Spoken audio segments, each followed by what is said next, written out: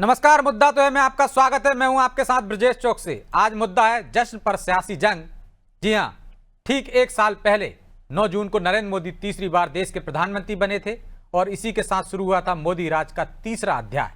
अब जब मोदी सरकार के सत्ता में 11 साल पूरे हो गए हैं तो बीजेपी पूरे देश में संकल्प से सिद्धि तक अभियान चला रही है। वार्ड से लेकर जिला स्तर तक योजनाओं की जानकारी देने और जनता से सीधा जुड़ाव बनाने का दावा किया जा रहा है। मुख्यमंत्री मोहन यादव ने इसे देश के लिए स्वर्ण युग करार दिया है। लेकिन जश्न पर सियासी जंग शुरू हो गई है। विपक्ष बीजेपी पर हमलावर है। पूर्व मंत्री पीसी शर्मा ने सवाल उठाया है कि असली ताकत किसके पास है, सरकार के या आरएसएस के। कुल मिलाकर मोदी सरकार के 11 साल का ये जश्न अब सियासत की जमीन पर बहस का मुद्दा बन गया है और इसने कई सवाल भी खड़े कर दिए हैं। उन सवालों को भी हम आपके सामने रखेंगे, लेकिन पहले देखिए रिपोर्ट।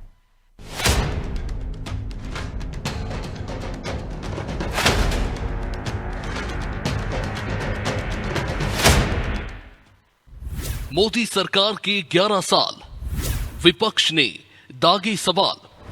सेवा, सुशासन और गरीब कल्याण, यही नारा लेकर सत्ता में आई थी नरेंद्र मोदी की सरकार। और आज देश के सर्वोच्च पद पर बैठे प्रधानमंत्री मोदी के नेतृत्व को 11 साल पूरे हो गए। तीसरी बार सत्ता में लौटी मोदी सरकार के 1 साल पूरे होने पर बीजेपी 1 महीने तक संकल्प से सिद्धि तक का विशेष जनसंपर्क अभियान चला रही है। वार्ड, पंचायत, ब्लॉक और जिला स्तर पर कार्यक्रम होंगे तो केंद्र की उपलब्धियों को जनता तक ले जाने का काम भी होगा।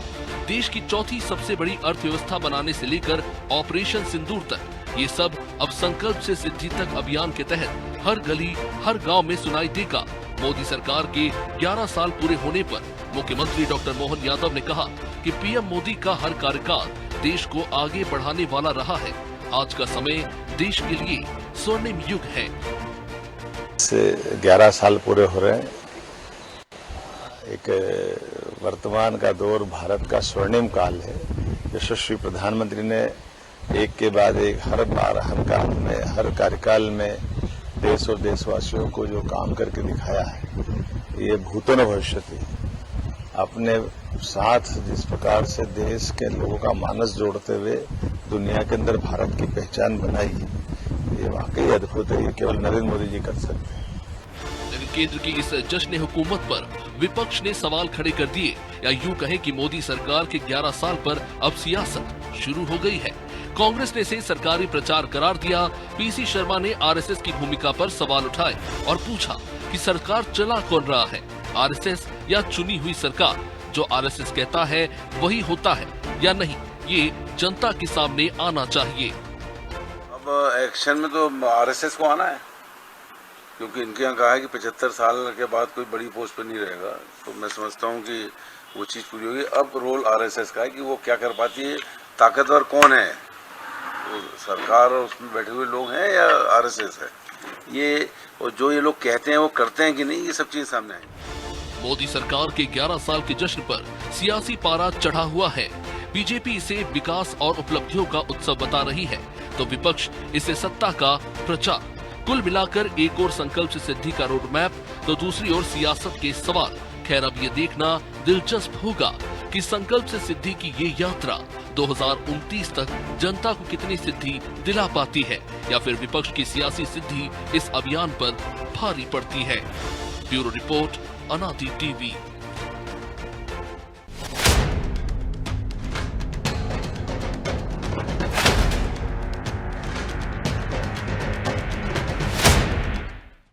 इस मुद्दे पर चर्चा शुरू करें उससे पहले वो सवाल जो जरूरी हैं। पहला सवाल, मोदी सरकार के 11 साल की उपलब्धियों में विपक्ष को खामियां क्यों नजर आ रही हैं? दूसरा सवाल, क्या आरएसएस के बहाने अब कांग्रेस मोदी सरकार को टारगेट कर रही है? तीसरा सवाल, मोदी सरकार की उपलब्धियां जनता के बीच बीजेपी की पकड़ को कितना मजबूत करेंगी? चलिए इन सवालों के साथ इस मुद्दे पर चर्चा शुरू करते हैं। चर्चा में हमारे साथ मौजूद हैं बीजेपी प्रवक्ता अजय धवले, कांग्रेस प्रवक्ता आनंद जैन कासलीवाल और वरिष्ठ पत्रकार रमेश शर्मा। आप तीनों का बहुत बहुत स्वागत है। और शुरुआत अजय जी आपसे ही करेंगे। पीसी शर्मा को सुना आपने, वो कह रहे हैं असली ताकत किसके पास है, आरएसएस के पास या सरकार के पास? ब्रिजेश जी, मुझे लगता है ये बहुत ही हास्यास्पद बयान है पूर्व मंत्री पीसी शर्मा जी का। कांग्रेस के वरिष्ठ नेता है, लेकिन जब आप किसी सरकार के अच्छे कार्यों का यदि आपको तुलनात्मक अध्ययन करना है, आपको उसका कंपैरेटिव एनालिसिस करना है, तो जिस विचार को भारतीय जनता पार्टी मानती है, मुझे लगता है वो उस विचार को देश के अन्य ऐसे गैर सामाजिक, गैर राजनीतिक संगठन मानते हैं, तो फिर आप उस पर आपत्ति नहीं सकते। प्रश्न ये होना था कि क्या 11 वर्षों में आदरणीय प्रधानमंत्री श्री नरेंद्र मोदी जी के नेतृत्व में भारतीय जनता पार्टी ने विकास के नित नए आयाम स्थापित किए या नहीं है। ये कांग्रेस उस पर यदि प्रश्न चिन्ह उठाती तो हम उसका उत्तर देते थे। लेकिन आप राष्ट्रीय खामियां गिनाने को उनके पास कुछ नहीं हो, तो उन्होंने कहा आरएसएस को लपेट लेते। यही विषय है। राष्ट्रीय स्वयंसेवक संघ अपनी विचार, अपना उनका कार्यक्रम और उसका देश के प्रति क्या योजना है, किस प्रकार से वो राष्ट्रहित के, राष्ट्र निर्माण के कार्यों में प्रतिबद्धता के साथ में जुड़ा है, ये समय समय पर स्पष्ट करता है। यदि भारतीय जनता पार्टी का आप पक्ष पूछेंगे, इन 11 वर्षों में आज देश ने एक ऐसी सशक्त और समृद्धशाली भारत को बनाने वाली सरकार देखी है, जिसने निश्चित ही, अभी हम ऑपरेशन सिंदूर हमने देखा है कि सक्सेसफुली किस प्रिसीजन के साथ में भारत ने पाकिस्तान पे स्ट्राइकिंग किया। आपको ब्रजेश जी एक आंकड़ा बताना चाहूंगा, 2014 तक के भारत में डिफेंस प्रोडक्शन था, इंडिजिनस डिफेंस प्रोडक्शन, जिसका हम निर्यात करते थे, मात्र 683 करोड़ रुपए का हम निर्यात करते थे। वर्ष 2024-25 में 23,600 करोड़ रुपए का हमने निर्यात किया है। इससे समय स्पष्ट हो जाता है कि जो भारत कभी दूसरे राष्ट्रों पे अपनी सुरक्षा के लिए डिपेंडेंट था, हमें टेक्नोलॉजी आयात करनी पड़ती थी, हमें फाइटर जेट आयात करने पड़ते थे, आज हमारी डिफेंस प्रोडक्शन की स्थितियां इतनी मजबूत है कि हमारे डीआरडीओ ने मैन्युफैक्चर किए गए ड्रोन से हमने पाकिस्तान पर अटैक किया।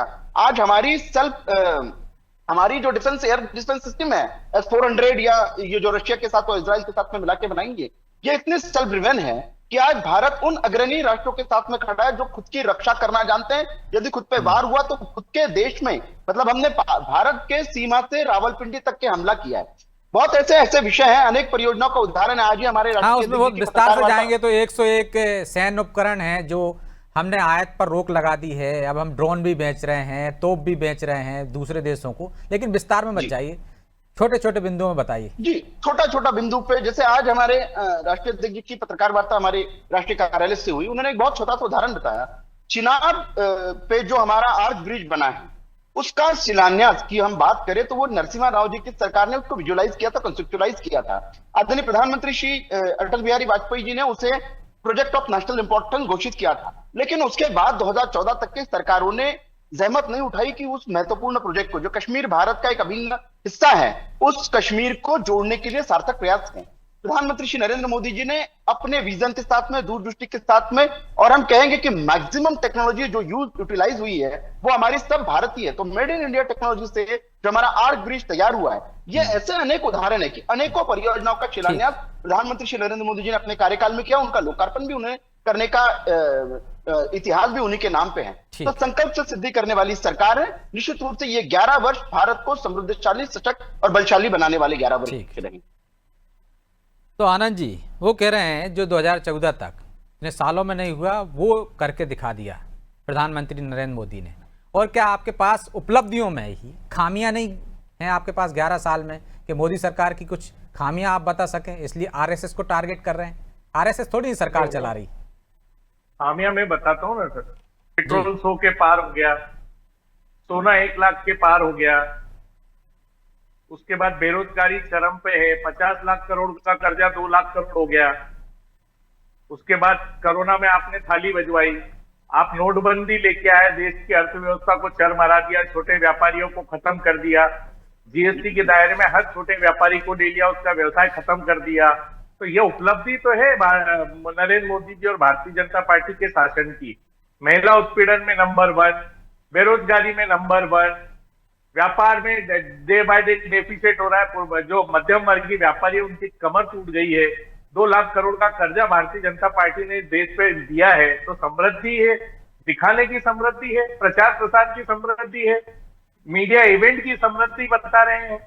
बाकी आम आदमी को कहाँ राहत है? आज भी 5 लाख करोड़ लोगों को फ्री मुफ्त में अनाज दिया जा रहा है। तो क्या देश की उपलब्धि है कि आप मुफ्त में अनाज बांटे देश को? ये कितनी बड़ी उपलब्धि है? क्या आप इसको उपलब्धि मानते हैं? लोगों को गरीबी रेखा से ऊपर लाने का काम नरेंद्र मोदी जी या भारतीय जनता पार्टी को, सरकार को करना था। क्या वो कर पाए? और बड़े शान से बोलते हैं कि हम इतने करोड़ लोगों को मुफ्त में अनाज दे रहे हैं, मुफ्त में इलाज दे रहे हैं। अरे अस्पतालों को तो आपने प्राइवेटाइजेशन कर दिया, स्कूलों को बंद करके प्राइवेटाइजेशन में ले गए। तो ये देश की आम जनता को कहां राहत मिली? आप प्रचार प्रसार कर रहे हैं, आप इवेंट कर रहे तो हैं, आनंद जी, वो पब्लिक को गुमराह कर रहे हैं। आम जनता को राहत नहीं मिली, वो तीसरी बार सरकार चुन ली उनने। मैंने क्या बोला सर, ये जनता की बात है ना, जनता भी अगर तो जनता ही तो चुनती है ना, सरकार कौन चुनती है? जनता चुनती है ना। बात अगर बहकावे में आके जनता वोट देती है तो हम उसमें कांग्रेस क्या करेगी? कांग्रेस तो अपने मुद्दे उठा रही है, लोगों से बात कर रही है, लोगों तक बात पहुंचा रही मतलब है। आसा हो गए आप अपनी बात आप अपनी बात लेकर जनता के बीच में नहीं जा रहे, आप पर भरोसा नहीं कर रहे, मतलब इसका आप कह रहे हैं कांग्रेस क्या कर रहे, आसा हो गए ना आप। नहीं, हम तो 11 साल से जा रहे हैं, जनता हम कन्विंस नहीं हो रही है हमारी बातों से, पर क्यों नहीं हो रही? जनता ही हो रही है। तो आप जनता को दोष दे रहे हैं, खुद में दोष नहीं ढूंढ रहे हैं आप कि हम कन्विंस नहीं कर पा रहे हैं। नहीं ब्रजेश जी, 2 लाख करोड़ का कर्जा किस पे है? कांग्रेस पे है कि जनता पे है? जीएसटी का बोझ किस पे है? बेरोजगारी किसकी बढ़ी है? कांग्रेस की बढ़ी है कि जनता की बढ़ी है? एमएसपी देने का वादा था नरेंद्र मोदी जी का, 11 साल में नहीं दे पाए, तो ये किसकी कमजोरी है? जनता की है ना, जनता परेशान हो रही है ना। कांग्रेस तो अरे तो जनता परेशान होती तो आप पे भरोसा करती ना भाई, तो मेरा सवाल है ना आनंद जी, आपके तो पास राम आती। के नाम पे वोट जनता ने दिया है। एक बार एयर स्ट्राइक के नाम पे दिया है, एक बार राम के नाम पे दिया है। डेवलपमेंट आप देखिए ना कहाँ है, आप इसका जवाब तो लीजिए। आप कांग्रेस को ब्लेम कर रहे हैं, जो सत्ता में बैठे उनसे तो पूछिए कि बेरोजगारी चरम पे है, 2 लाख करोड़ का कर्जा कैसे बढ़ गया, इतने लाख करोड़ों लोगों को आपको भूखा अनाज क्यों देना पड़ रहा है? ये जवाब चलिए, इसका जवाब ले लेंगे कि राम के नाम पर वोट मिल गए आपको। लेकिन इससे पहले शर्मा जी, 11 साल में क्या कांग्रेस को जो उपलब्धियां बीजेपी बता रही है उसमें ऐसी मजबूत खामियां नहीं नजर आई, या ऐसा कोई मुद्दा नहीं मिल पाया जिससे जनता उस पर भरोसा करे? क्या वजह है? और आरएसएस को टारगेट करके क्या वो फायदा उठा लेगी, और यदि ये अभियान चलाकर बीजेपी के अपना वोट बैंक मजबूत कर लेगी? देखिए, मोटे तौर पर इसमें कोई शक नहीं कि कांग्रेस यदि अपनी बातों को जनता को कन्विंस नहीं कर पा रही तो कहीं ना कहीं उनके मुद्दे होंगे और उन मुद्दों का प्रस्तुतिकरण होगा। वो तो कह रहे जनता नहीं समझ पा रही, हम क्या करें? जनता पे दोष दे रहे हैं, खुद पर नहीं। जनता को आप देखिए, आ रहा हूँ आनंद जी, आऊंगा आपके पास। जी रमेश जी, मोटे तौर पर यदि जनता की पसंद का मुद्दा हो और जनता को समझाने वाली शैली हो तो जनता 1 मिनट में समझती है, ये हमने देखा है। ऐसा नहीं है कि स्वतंत्रता के जो पहला चुनाव 52 से हुआ है कोई एक ही जना हो, बार बार सरकारें क्यों बदलती हैं आखिर? तो कहीं ना कहीं इसमें मुद्दे और मुद्दों का प्रस्तुतिकरण, इसमें दोनों खामी होती है। तो यहाँ मुझे जो लग रहा है इन 11 वर्षों में जिसकी आज हम चर्चा कर रहे हैं, तो स्वाभाविक रूप से राष्ट्रनीति को अगर हम ध्यान में रख करके चलें तो इसमें कोई शक नहीं कि मोदी जी की जो छवि है वो पिछले सारे प्रधानमंत्रियों से अलग है। मैं ये नहीं कहूंगा कि उन्होंने कोई काम नहीं किया, हर प्रधानमंत्री ने अपने स्तर पर काम किया है, लेकिन मोदी जी की छवि उससे थोड़ी सी अलग है और कहीं ना कहीं संकल्प की शक्ति मोदी जी की जो है वो बिल्कुल सबसे अलग होकर के आम करती है। एक सबसे बड़ी बात जो मोदी जी की जो मुझे पसंद आती है, उन्होंने विकास को विरासत के साथ जोड़ा। कोई भी संस्कृति हो, समाज हो, कोई देश हो, अगर वो सांस्कृतिक मूल्यों से जुड़ा हुआ है तो उसमें कॉन्फिडेंस अलग तरीके से आता है और वो उसको जो विकास का जो होती है वो दीर्घजीवी होता है। मोदी जी ने इस बात को जोड़ा है। दूसरी एक और बात जो आप मुझे जो लग रही है, आप कल्पना कर सकते हैं, ये फिगर कोई भारत सरकार का नहीं है, ये फिगर इंटरनेशनल फिगर है कि 34 करोड़ लोग गरीबी की रेखा से ऊपर आए। इसको हम अपने सड़क के आसपास भी देख सकते हैं कि कितने कारों की दृष्टि से देख सकते हैं, बनते मकानों की दृष्टि से देख सकते हैं, भीड़ की दृष्टि से देख सकते हैं। तो स्वाभाविक रूप से कहीं ना कहीं ये प्रगति तो हुई है। अब दूसरा इसका एक और पक्ष जो आता है, जो मुझे जो लग रहा है, जिस पर समाज की जागृति का एक जो काम होना चाहिए, जिस तरीके से जैसे कि आनंद जी ने कहा बेरोजगारी का, तो स्वाभाविक रूप से मुझे जो लग रहा है इसमें सामाजिक चेतना की आवश्यकता है। जिस तरीके से मशीनीकरण हो रहा है प्रगति का, जिस तरीके से अब एआई आ रही है, तो मैं समझता हूं उसके लिए कहीं ना कहीं वो जो लोकल फॉर वोकल वाला जो नारा था मोदी का, उस मोदी जी के उस नारे पर समाज को आना और भारतीय जनता पार्टी के सारे कार्यकर्ताओं को भी सारी बात कह करके निचले स्तर पर जाकर के, कोई पंचायत का स्तर हो सकता है, जिले का स्तर हो सकता है, विधायक का स्तर हो सकता है, स्थानीय नौजवान को कहीं ना कहीं स्थानीय रोजगार पर जोड़ना। एक और बात जो मुझे लगती है कि जिस तरीके से मोदी जी आए और उन्होंने इसरो के लोगों से बातचीत की और इसरो के लोगों से बातचीत करके जो टेक्नोलॉजी विकास के लिए जो फंड जारी किया, आज भारत, मुझे तो इस बात पर गर्व है कि जिस ब्रिटेन ने हम पर शासन किया, आज भारत ब्रिटेन के उपग्रहों का प्रक्षेपण भारत से करता है। बिल्कुल। हमने भारत के अलावा लगभग 300 उपग्रह जो हैं हमारे इसरो ने दुनिया के दूसरे देशों के हमने प्रक्षेपित किए, और हमारी जो टेक्नोलॉजी है वो नासा से सस्ती पड़ रही है। इसको नासा वालों ने भी हमसे समझा। तो मैं समझता हूँ, और तीसरी एक और बात जो मुझे बहुत ज्यादा पसंद आई उनकी, सर्जिकल स्ट्राइक वाली, कुछ भी हो हमने घुस करके मारा उनको, ऐसा आज तक कभी रिकॉर्ड हुआ नहीं कि कभी हमने इससे पहले घुस करके मारा हो। तो मोटे तौर पर फिर वो जो उन्होंने हर घर को नल की बात कही, उज्ज्वला योजना वो लेकर के आए, तो मैं समझता हूँ ये जो इस तरह की उनकी सारी की सारी बातें हैं, ये मोदी जी की बिल्कुल अलग आती है। केवल मैं एक निर्णय से असहमत रहता हूँ मोदी जी के, वो जो उन्होंने विदेशी व्यापारियों को MOU साइन हो रहे हैं और उनको जमीनें अलाट कर रहे हैं। कई वक्त दूध के जले को छाछ फूंक के पीना चाहिए। विदेशी व्यापारी यहाँ आए थे और उनसे ही हम आकर के अंग्रेज डच और फ्रांसीसी सब व्यापारी बनकर ही आए थे। उस पर हाई अलर्ट में चलना चाहिए और लोकल पर वोकल पर समाज जागरण होना बहुत आवश्यक है। लेकिन आपको ये भी नहीं लगता है कि कांग्रेस ने जो मुद्दे उठाए हैं और जो 11 साल में जो प्रमुख मुद्दे रहे वो हावी रहे? वो कह रहे हैं राम मंदिर के नाम पर, सर्जिकल स्ट्राइक के नाम पर, इसके अलावा भी 370 हैं, 3 तलाक है, ऐसे कई मुद्दे हैं। चाहे वो हम इनकम टैक्स की बात कर लें, चाहे जो आपने कहा सांस्कृतिक विरासत की बात कर लें, कामाख्या मंदिर उसकी बात कर लें, या हम काशी विश्वनाथ की बात कर लें, उसकी भी बात कर लें, हम हेमकुंड साहिब की भी, केदारनाथ की बात कर लें, रोपवे वगैरह, कुछ ऐसे काम हुए हैं। चाहे जो कश्मीर में अब देख रहे हैं, जम्मू कश्मीर में, चाहे ब्रिज की बात कर लें, ये तमाम चीजें ऐसी हुई हैं जिसकी वजह से कांग्रेस के मुद्दे डाउन हो गए। और एक और महत्वपूर्ण था जो 1960 में सेना ने कहा था कि हमें नेशनल वार म्यूजियम बनाने की प्रस्ताव दिया था, वो अब जाके बना। जी जी जी, निश्चित रूप से इन सारी चीजों से एक बात समझ लीजिए, एक तो विकास की यात्रा होती है, एक विकास का निर्णय होता है, और दूसरा कहीं ना कहीं समाज का मनोबल होता है। आप कल्पना कर सकते हैं 712 का जो आक्रमण था मोहम्मद बिन कासिम का सिंध के ऊपर, तब से लेकर के भारतीयों का मनोबल निरंतर कहीं ना कहीं डूबते ही रहा। आप इसकी कल्पना कर सकते हैं, जिस कांग्रेस ने स्वतंत्रता आंदोलन में कहा था कि हम राम राज्य लाएंगे, उनकी सरकार में वो सुप्रीम कोर्ट में ये बयान दे रहे हैं कि राम जो है कल्पित है। कुछ भी हो, मोदी जी ने जिस तरीके से राम मंदिर को लेकर के आए, कॉरिडोर बनारस में बनाया, तो ये जो कहीं ना कहीं जीर्णोद्धार हुआ है, तीर्थों का जीर्णोद्धार, आप कल्पना कर सकते हैं 15 साल 20 साल पहले तक अयोध्या की क्या स्थिति थी, वैष्णो देवी की क्या स्थिति थी। कांग्रेस तो भाई कह रही ना कि राम के नाम पर वोट ले लिए, तो निश्चित रूप से भाई राम के नाम पर अगर स्वतंत्रता आंदोलन चलता है, तो चुनाव के बाद अगर किसी ने राम का नाम ले लिया तो उसमें अपराध क्या हो गया?